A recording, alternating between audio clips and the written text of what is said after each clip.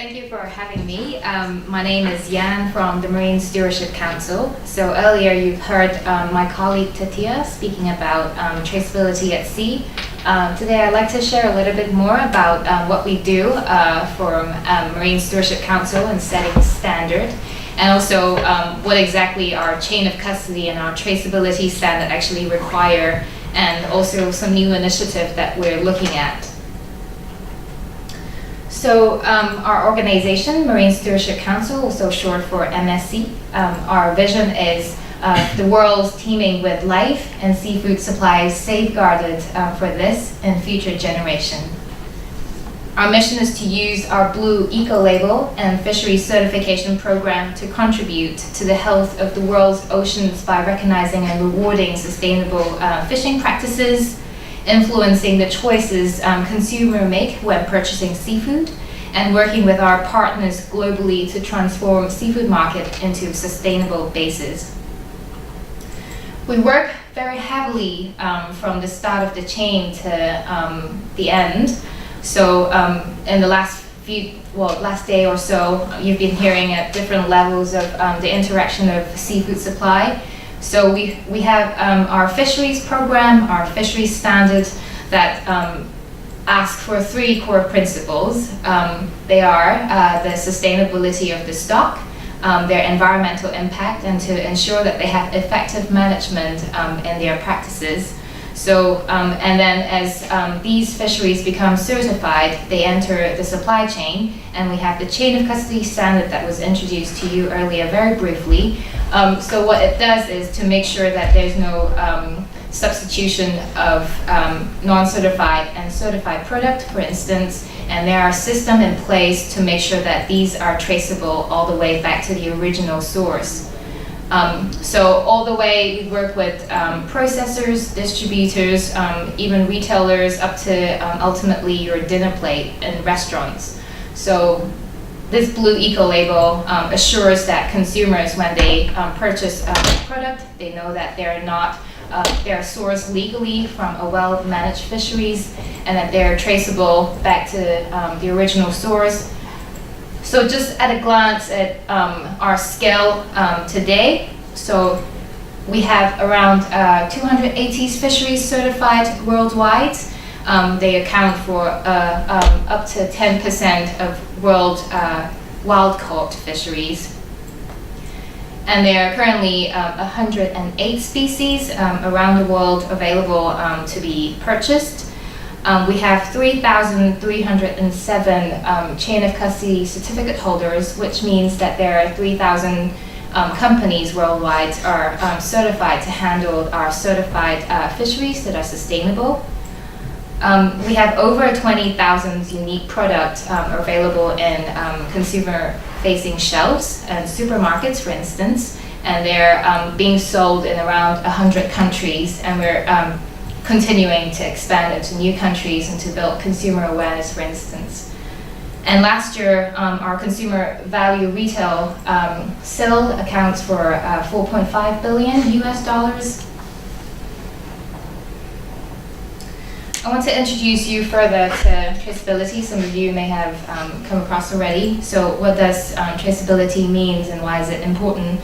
So this traceability is basically the ability for seafood buyers and consumer to trace where their seafood come from, and ultimately to understand whether their label are being claimed as what the product really is, and that it's correct.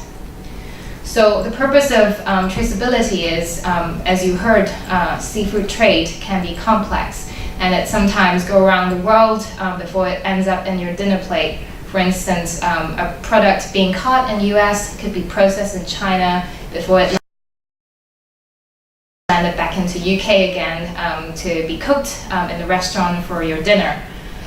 It can also be quite difficult when companies are handling certified sustainable products and also non-certified product, for instance, at the same time. So traceability allows you to distinguish what is actually sustainable and the source of it, so you're able to feel confident that you're only eating or consuming products that you meant to be consuming or purchasing. As mentioned before as well, just by sight, for instance, it's almost impossible to identify two fish like this being battered already. Any guess? Anyone would like to tell what species they are? Are you able to identify whether they're two exactly same fish, or do you think they're two different species? No, they're different. At retail, yeah. You think they're different? The one on the left is grey. So do you think they're the same or they're two different? Different. I think they're different, or else you wouldn't ask us the question. But I meant they're different. That's what I actually meant. I think the first one's cod. The first one? The first one's The first one's Which is the first one? The first one, going left to right. Left. Yeah. I think that's cool. Yeah.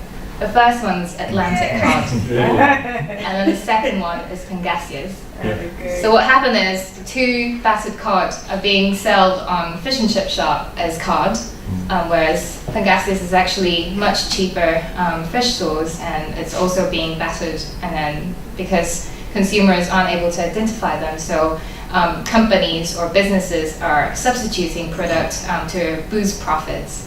And we continue to see this across more commercially valuable species. For instance, Chinook salmon. They're currently, more commercial value species are regularly being reported mislabeling, for instance, because companies want to gain more value from them. There's also more reporting of mislabeling, for instance, at restaurants and also fish and chip or takeaway outlets, because often when they're being served up, the products are not labeled. So what happened is they substitute it to boost profit again and ultimately go unnoticed. So whatever the reasons of mislabeling, they can be huge implications. For instance, sourcing from illegal, unreported, and unregulated fishing. So these have huge implications also to the health of the ecosystem, and often there might be bycatch involved as well. So consumer not realizing that they're actually buying from illegal, unregulated, or unreported fisheries can have detrimental impact to their purchasing. So for instance, the trade of valuable species can go unnoticed. There are also a lot of currently protected species, for instance, that are not being noticed or reported as well. And then consumer deception. There are apparently grouper that are legally being named in product packaging. In the US, for instance, a grouper appearing on product, they can stand for 65 other different grouper species, and within those, there's actually one really vulnerable species, horseshoe grouper, that is also part of being named as grouper, so consumer would not have that access of information to understanding whether they're sustainable. And of course, there's also a risk of consumer health if you're allergic to certain products. But for fish, for instance, there is a species called Escolar. It's being sold as white tuna. No one knows the original species name because it's being retitled. So what it is it's actually appearing on health warning kind of publications, indicating that they have digestive disruption to human consumption. So understanding where your food comes from and having the ability to trace back is an important part of being a consumer. So what do we do at the Marine Stewardship Council? The chain of custody standard that I introduced to you earlier, we have 5 core principles. The first is to ensure that our suppliers are certified, and buyers of our certified seafood can show that they purchased from certified supplier. The second principle are that every certified product are able to be identified. So you have to demonstrate that you have different segregation method or system to separate non-certified and certified species. And you need to have also a system that is allowed you to trace back on the product that you purchase. and also a management system as well to show the onward sales and purchase information. So what, as Titia mentioned already earlier, it is a segregation standard to ensure there's no mixing of certified and non-certified product. So the program, we don't, as MSC, we don't audit companies, so these are being done by independent auditors. So all companies that hold a valid certification will have to demonstrate that they comply with all 5 core principles. In addition to companies complying with the standard, so the first item is supply chain audit. We have auditors around the world competent and trained to undertake assessment or audit of MSC chain of custody standard. We've also introduced unannounced audits. So 1% of auditor certification body, for instance, will have to undertake 1% of an announced audit to make sure that they're there and they're doing spot check to make sure that all the systems are in place and it's actually functioning and it's being implemented as they should be. In addition, we're also doing product traceback. So what Titia mentioned before as well. So there was a question on whether consumer is able to understand or find out from the end product to where it's being caught to have that visibility of the entire chain. So currently we spoke that we haven't been able to. However, within the organization, we regularly do checks, especially focusing on higher risk region or higher risk products that are regularly being substituted for their commercial value. We also do volume reconciliation to ensure that any mislabeling are detected. And finally, in 2009, we started introducing DNA testing to ensure that our system is actually working. We do random samples in all certified product around the world to ensure that what's appearing on the product packaging, it's what it says. So in our recent DNA testing, we tested in 256 unique products around 16 countries. So we discovered that MSC labeled products are over 99% accurately labeled. There's a separate independent research paper published indicated that other seafood industry regularly have mislabeling issues, and it can go up to 30%. So it's really good to see that companies committed to MSC standard are ensuring that they have system and that they're doing everything and committed to ensuring that their certified products are separated and they're making sure that these information are passed on to the next supplier or buyer. So we've also recently tested out a new initiative. So the 5 checks that I introduced to you earlier are already in place and been kind of actively helping us to investigate the kind of effectiveness of our program. This is a new initiative that we tested out around a year or 2 ago now. It's called the MSC Online Traceability or Transaction Verification Tool. So we also want to gain an insight into the supply chain from buyers to seller up to the end point. So we started looking into an online tool that is able to check from once the fishery is certified and being sold to a trader. This tool basically asks for trader to report the information of their transaction.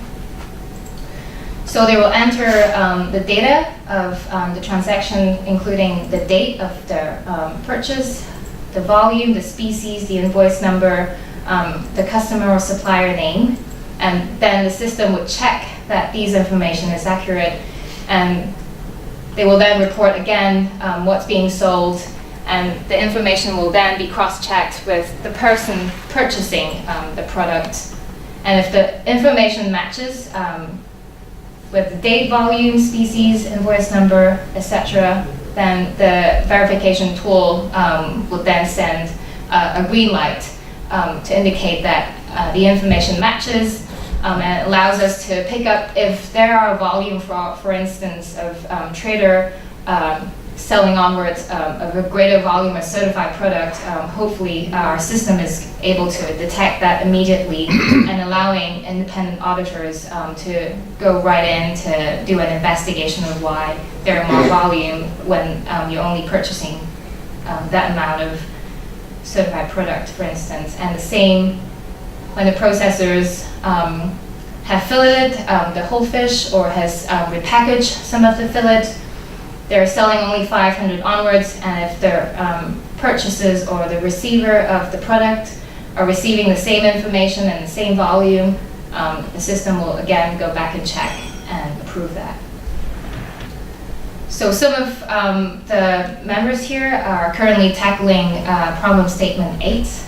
So this might be something that we'd like them to consider as well. So the verification platform or database currently allows 3 data entry methods, so including Excel upload, and also it's being hosted on web platform. It's online and accessible at every point, and it has API system or services that allow integration within other companies' internal system. It is important to note that we currently do not ask for companies' financial or pricing information.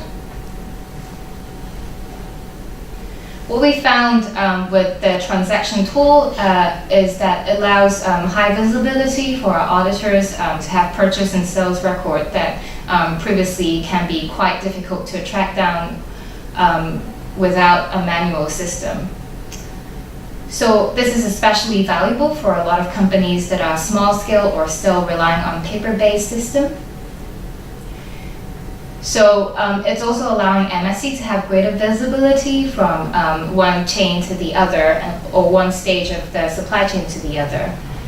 A lot of companies, as mentioned, are still behind technology and still relying on paper, and so improving this entry point to digitizing all data record allow us to have a longer term practice and also improve monitoring.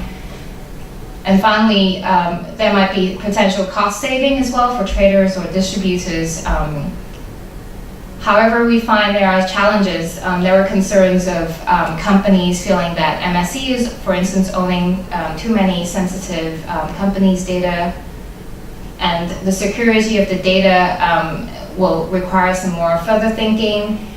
And there's also alignment with existing systems. So if companies are already using an internal digital system to record their entry or purchase sales, how are we going to integrate within their system or not cause further kind of labor, etc.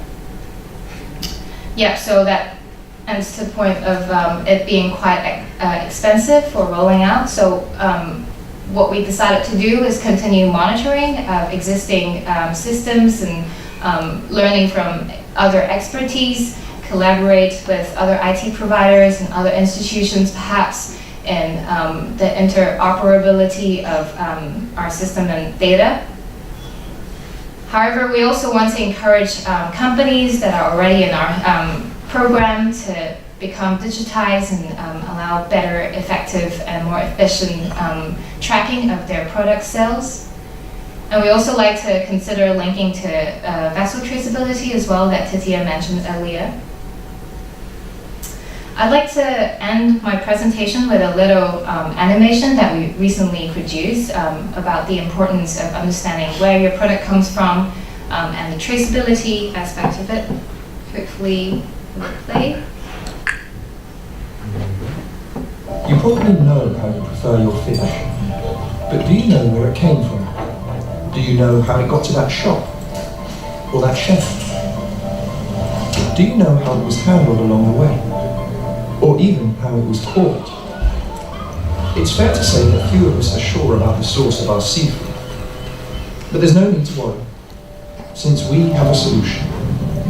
Because you can choose responsibly caught fish that is handled with care, and can be traced right back to a sustainable source by choosing fish with a little blue label. So, however you prefer your fish today, you now know there'll be fish for tomorrow by choosing fish with the MSC label. This is a consumer campaign that we recently launched to hopefully raise more awareness of being able to find a blue label in shelves and supermarkets.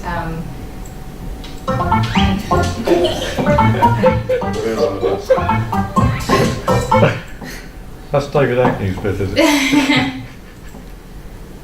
Yes, I hope this brings some more context of the work that we do at the MSC, and if you have any question, I'm happy to answer. Thanks.